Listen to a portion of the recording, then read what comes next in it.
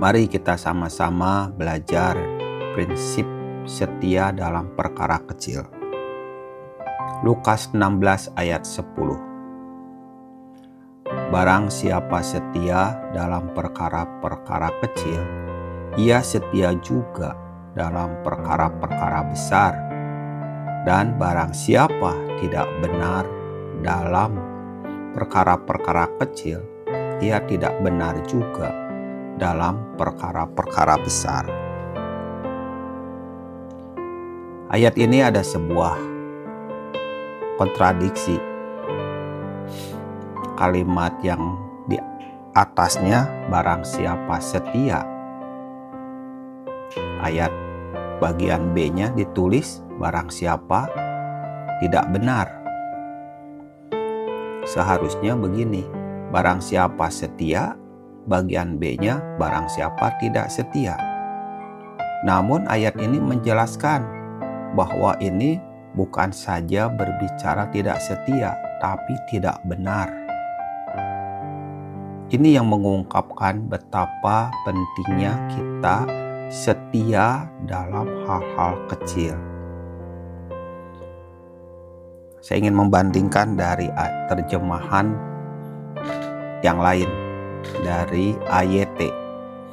Ayat itu menuliskan, siapapun yang setia dalam hal-hal kecil, ia juga setia dalam hal-hal besar. Dan siapapun yang tidak jujur dalam hal-hal kecil, ia juga tidak jujur dalam hal-hal besar. Jadi, lawan kata dari setia itu bukan tidak setia, tetapi tidak benar dan tidak jujur. Dalam terjemahan BIMK dituliskan, orang yang bisa dipercayai dalam hal-hal kecil, bisa dipercayai juga dalam hal besar. Tetapi orang yang tidak bisa dipercayai dalam hal-hal kecil, tidak bisa dipercayai juga dalam hal-hal besar. BIMK lebih menjelaskan konsisten bahwa ada orang yang bisa dipercayai dalam hal kecil, dan ada orang yang tidak bisa dipercayai dalam hal kecil. Namun maksudnya kata setia ini bukan berbicara yang selaras antara tidak bisa dipercayai dan orang yang bisa dipercayai, namun berbicara makna yang lebih dalam. Bahwa di dalam kata tidak setia itu muncul tidak benar, tidak jujur, tidak bisa dipercayai.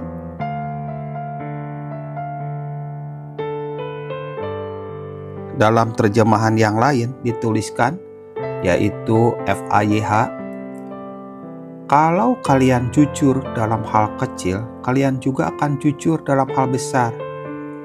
Kalau kalian menipu dalam hal kecil, kalian juga akan menipu apabila diberi tanggung jawab yang lebih besar. Nah, di sini di kalimatnya tentang jujur dan menipu. Jadi menjelaskan bagaimana kata tidak setia itu digambarkan dengan menipu dalam hal kecil. Maka kita, orang yang tidak dapat dipercayai dalam hal kecil itu akan menipu bila diberikan tanggung jawab yang lebih besar.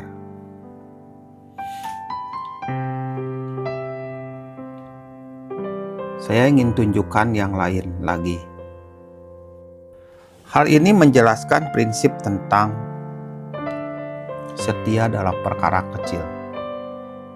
Semuanya dilatih setahap demi setahap, sebata demi sebata.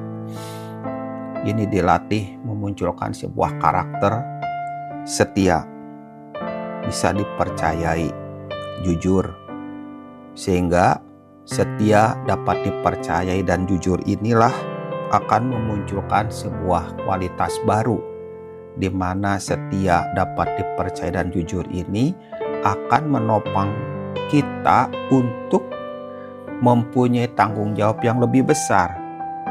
Namun ketika kita tidak membangun dalam hal kecil, hal-hal yang sepele dengan kesetiaan, kejujuran, dan bisa dipercayai, hal itu akan berpengaruh kepada porsi yang lebih besar.